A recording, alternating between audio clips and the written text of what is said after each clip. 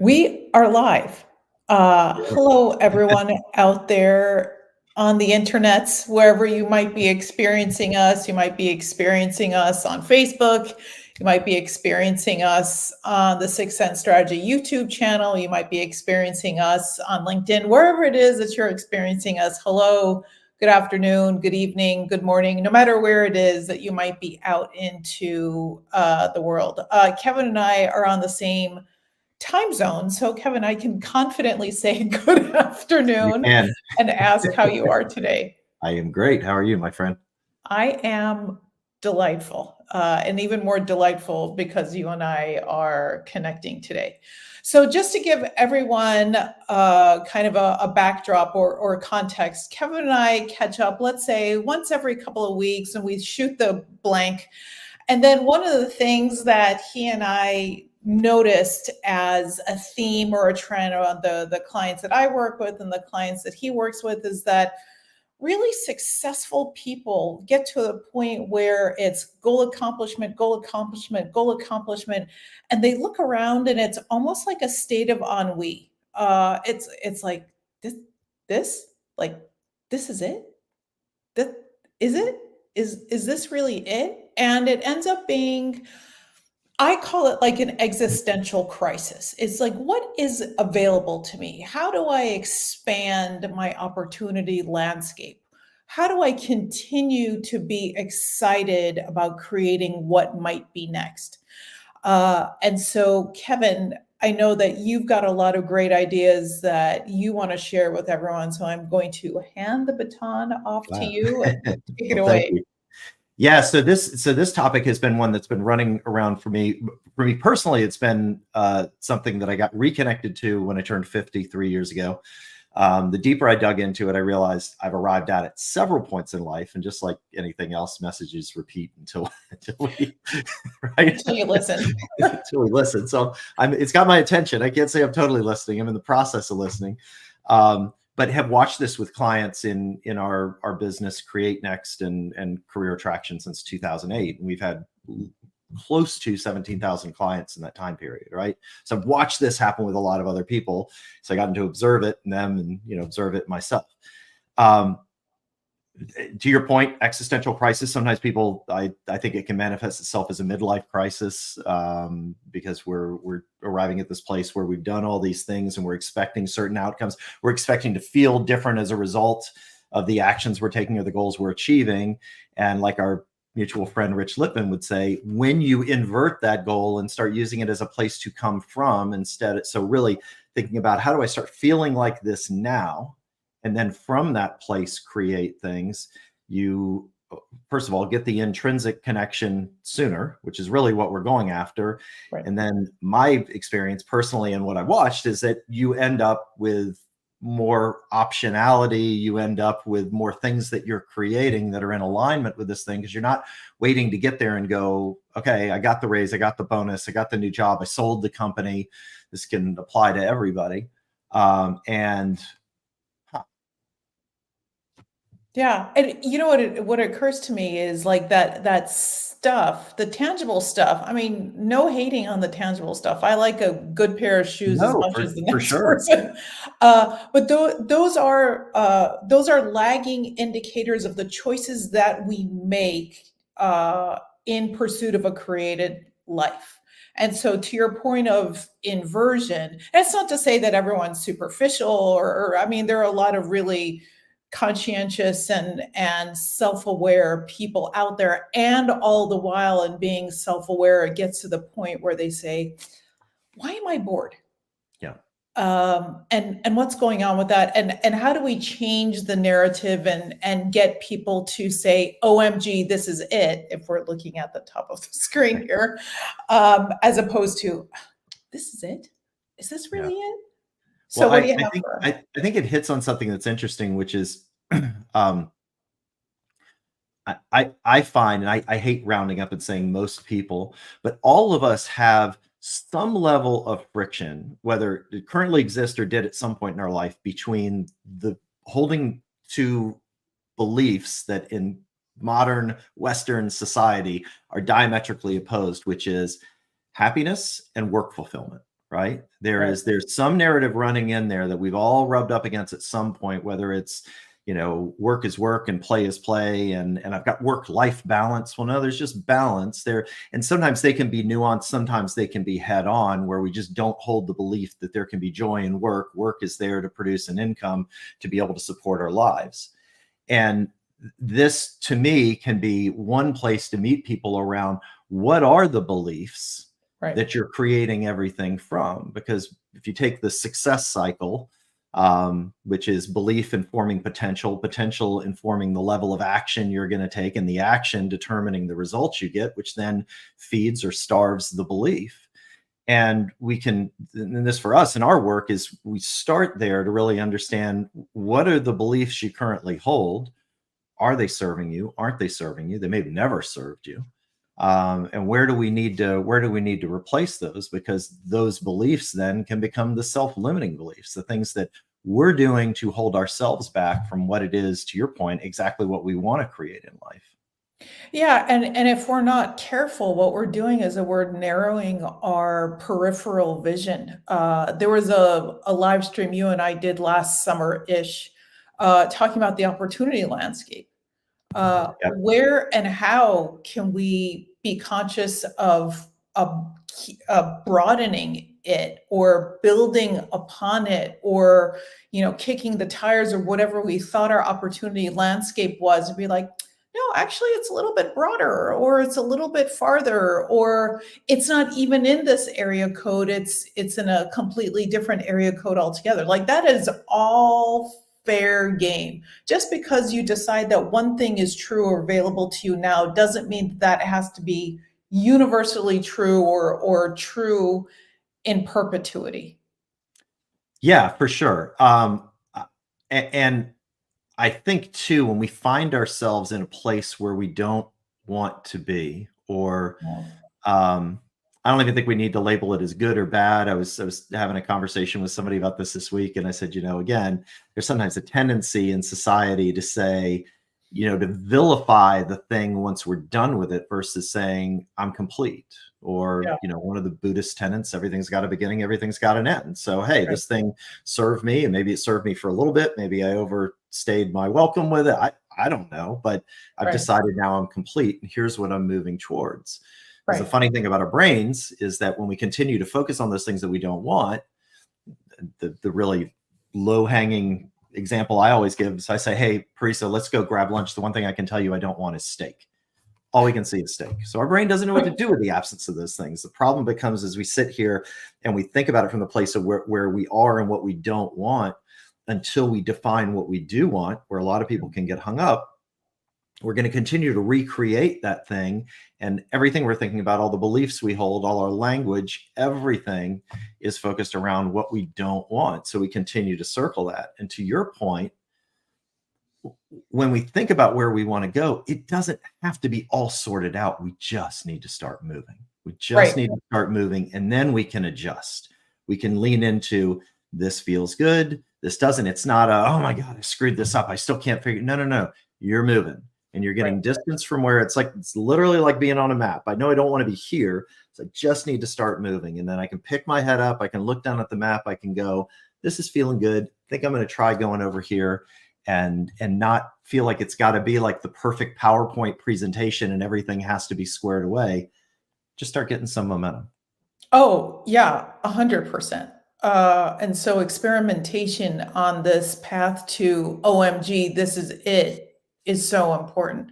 What else do you I know you have a list of things that you want folks to keep in mind. What do you have going on that list that you can share?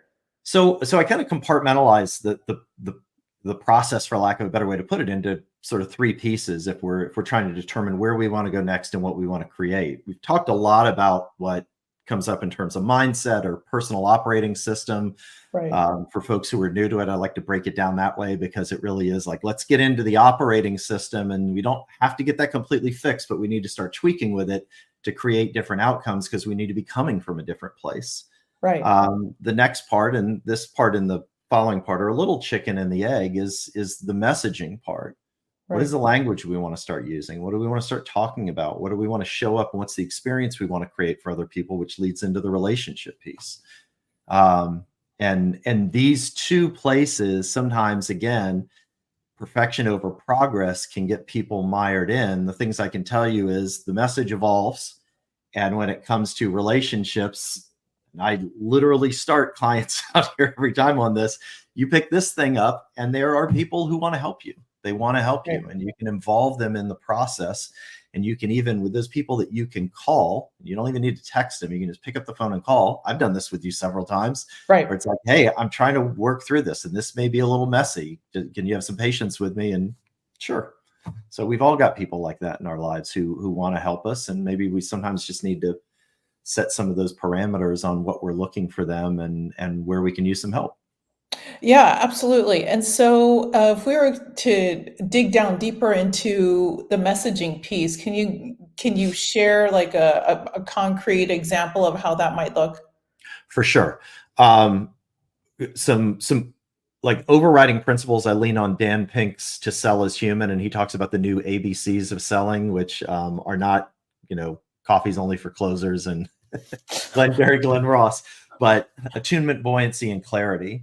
So attunement with your audience, buoyancy, a really, really simple message that can carry on its own. I think about arming that audience, creating advocates with a message, and then clarity, so that message is not just simple for them, but they can easily explain what it is. It makes sense to them. They've got context behind that. So a really simple framework that we can start out with is, so there are two ways to come at this. An XYZ framework, which is I help X do or understand Y so that Z. So we're defining who the people are we're looking to help or talk to. We're looking at Y is, here's the problem. Like in a perfect world, it's here's the problem that's standing between them and success. Here's the problem that is a tier 1 issue for them. And Z is the outcome that you're confident you can provide for them. For me, it's, for years it was, and still continues to be in part of our business. I help high achievers land 6-figure jobs that they love. So that for me, the distinction is in the work that we've done with people over the years, and the high achievers who are coming in, who are trying to find that next role. It is, they're trying to not just find something, but find something that they love. And whenever I've spoken about this, a really, really, for me, an important point in that, and a really pivotal word, is the word love, because that can be a little polarizing for people. If you don't believe that that's possible, or you're not even open to it, maybe you've never had it, or you just don't think it exists, we're probably not going to be the people to help you. And that's okay. Right. So thinking about filtering in as much as filtering out, but filtering in for people who want to talk about those types of things. So for clarity, there's the messaging piece.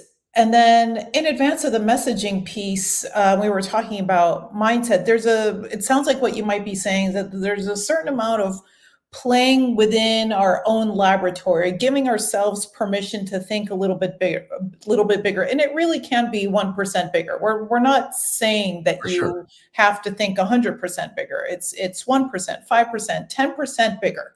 And you're like, hey, these are some thought bubbles I have.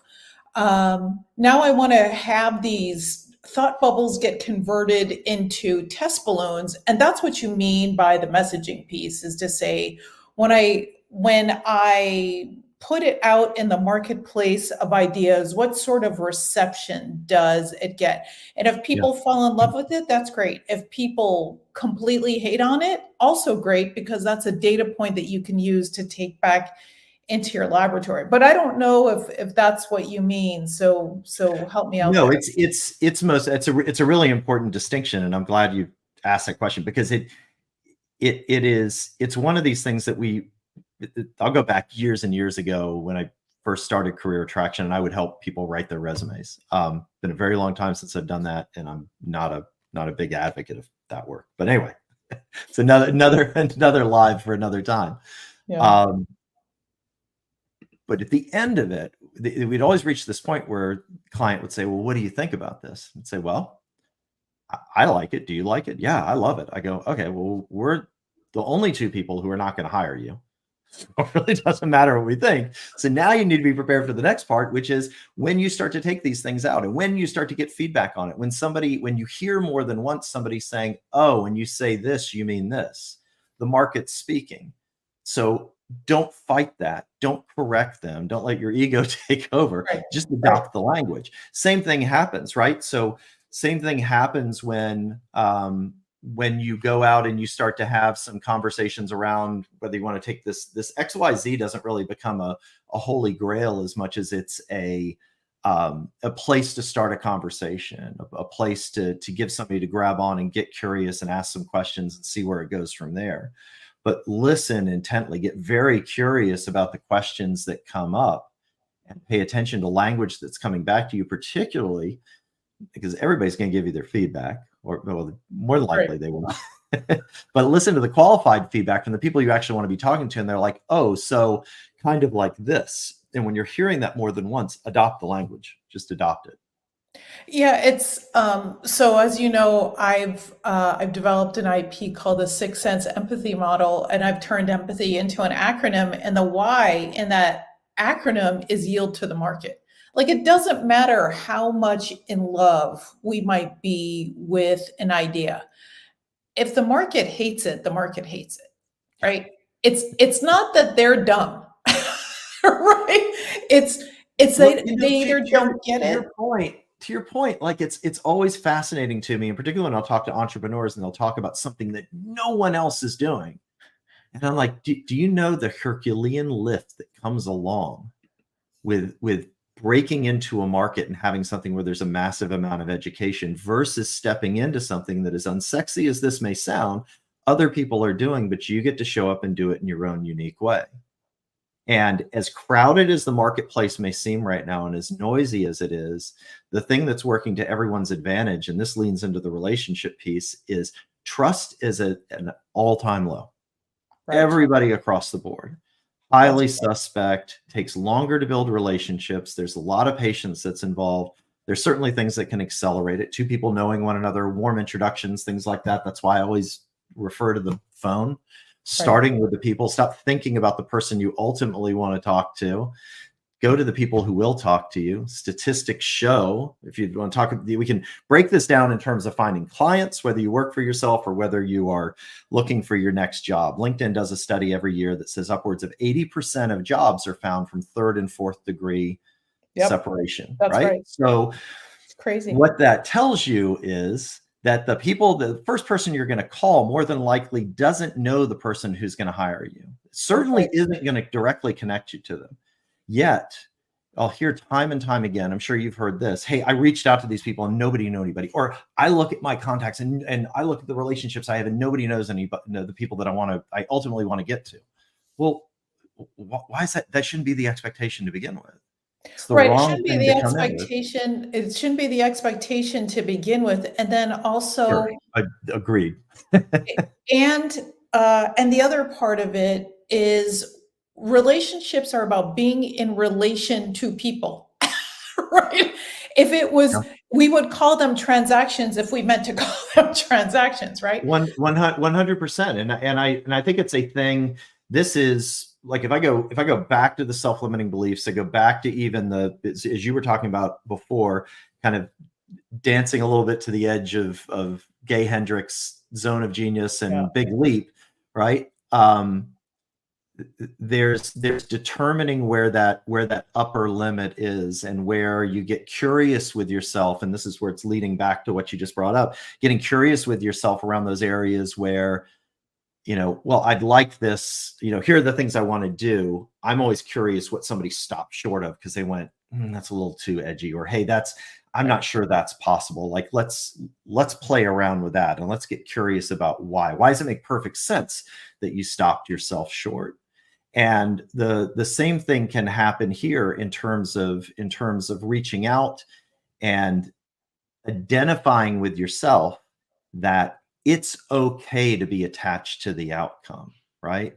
It's okay to be sitting here thinking, either I really need to find a job, I really need to find a client, whether that's you don't have anything or you're miserable where you are. It's okay. Don't feel any guilt or shame around that. Don't try to stuff it down. Acknowledge it. but don't let it lead the conversation, So you know because what that'll I call derail you. that? Derail. A mutual friend of ours, Varian Brandon, committed, not attached. So you're committed to finding the job. Yes. You're committed to getting to the next big idea out there. You're committed to having a positive impact. Individual attachments to outcome is what makes us play smaller games. And so, I what would I'm totally also agree with that. hearing Yep. you say in here, then even though we're talking about mindset, messaging, and relationships, it's actually a circle. These things kind of move. Maybe it's like an elaborate Venn diagram that's a circle and keeps moving. Yeah. It's Yeah. everything. It can't be in order for someone to feel excited about being in constant creation, it is the knowledge and the acceptance that as you are moving forward, you are iterating. So it's I've learned 1% more today. Tomorrow I'll learn 2% more. I'm going to refine an idea, refine the messaging, go back out to the people I'm having conversations with. So it's not a sequential step A, step B, step C, add water makes its own sauce sort of thing. It's you are constantly in this vibrant creative laboratory in service of you getting to the point of saying, oh my gosh, this is it. This is pretty freaking amazing. And it's Yeah. more than I could have ever contemplated in the first place. Yes, and there's so much in there, so I'll just unpack a couple things. One, I think that curiosity becomes the superpower. I believe that curiosity is a superpower we all have. Some of us have Yeah. to lean into it more than others.